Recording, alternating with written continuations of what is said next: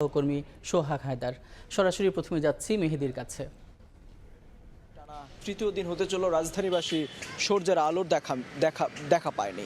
এই মুহূর্তে রয়েছে হাতিরঝিলের যদি বলি আজ সারাদিনই কিন্তু এই হাতিরঝিল শহর পুরো ঢাকার পরিস্থিতি এক, অর্থাৎ তীব্র কুয়াশা। সেই কুয়াশার মধ্যে সাধারণ মানুষ যারা রয়েছেন তাদের যেমন কিছু মানুষ ভোগান্তিতে পড়েছেন। একটু জানিয়ে রাখি, আজ সপ্তাহের শুক্রবার, অর্থাৎ অফিস আদালত বন্ধ থাকায় কিন্তু সাধারণ মানুষ যারা রয়েছেন তারা আসলে বিনোদনের জায়গাগুলোতে এসে কিছুটা কিন্তু সময় পার করছেন।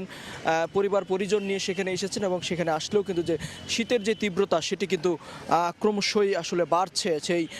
সেই শীতের তীব্রতা থেকে কিন্তু রেহাই পেতে তারা যেটি করছেন, বেশিরভাগ মানুষকে আমরা দেখছি 2 থেকে 3টি করে পোশাক পরছেন এবং বিনোদন জায়গাগুলোতে এসে তারা আশপাশে যেখানে আগুনের দেখা পাচ্ছেন সেখানে একটু বসে আগুনে কিন্তু নিজের শরীর একটু